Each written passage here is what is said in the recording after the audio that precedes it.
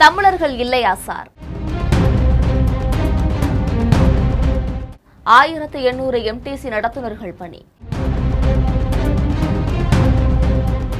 UP நிறுவனத்துடன் விஜய் அரசு ஒப்பந்தம்.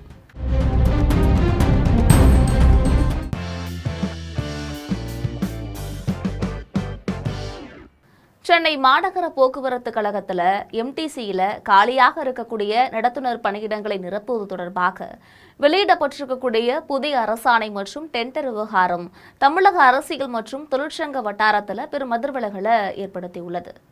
மாநகர பேருந்துகளில் பயணச்சீட்டு வழங்கக்கூடிய பணிகளுக்காக 1297 நடத்துனர்களை ஒப்பந்த அடிப்படையில் நியமனம் செய்யணும் அப்படின்னு உத்தரப்பிரதேச மாநிலத்தை சேர்ந்த தனியார் நிறுவனத்துடன் ஒப்பந்தம் செய்யப்பட்டிருக்கு.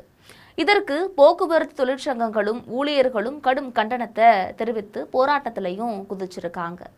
இதனால அந்த ஊபி நிறுவனம் வட இந்தியர்களை பணிக்கு எடுக்கக்கூடிய அபாயம் இருக்கு.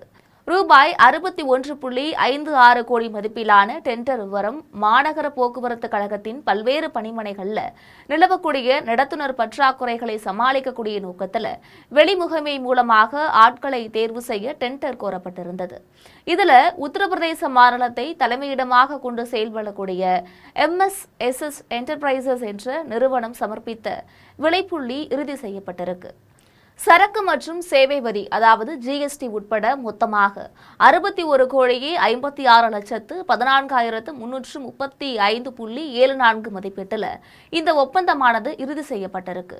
இதன் மூலம் 1797 பணியாளர்கள் சென்னை முழுவதும் இருக்கக்கூடிய பல்வேறு மண்டல பணிமனைகளில் தினசரி அடிப்படையில் பணியமர்த்தப்பட இருக்காங்க.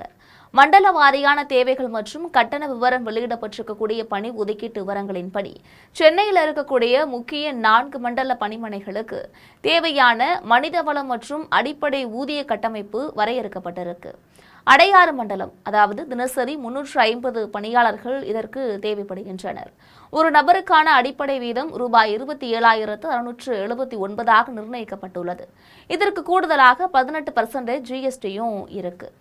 குரோம்பேட்டையில் பார்த்தோம் அப்படின்னா தினசரியாக 320 பணியாளர்கள் தேவை. அடிப்படை வீதமாக 27,679 மற்றும் இதுல 18% ஜிஎஸ்டி இருக்கு. அடுத்ததாக வடபழனி மண்டலம், இதுல தினசரியாக 295 பணியாளர்கள் தேவை. அடிப்படை வீதம் ரூபாய் 27,679 மற்றும் இதனுடைய ஜிஎஸ்டி 18%. அயனாவரம் மண்டலத்தில் பார்த்தோம் என்றால் தினசரியாக 256 பணியாளர்கள் தேவை. அடிப்படை வீதமாக 27,679 மற்றும் இதற்கு 18% ஜிஎஸ்டி இருக்கு.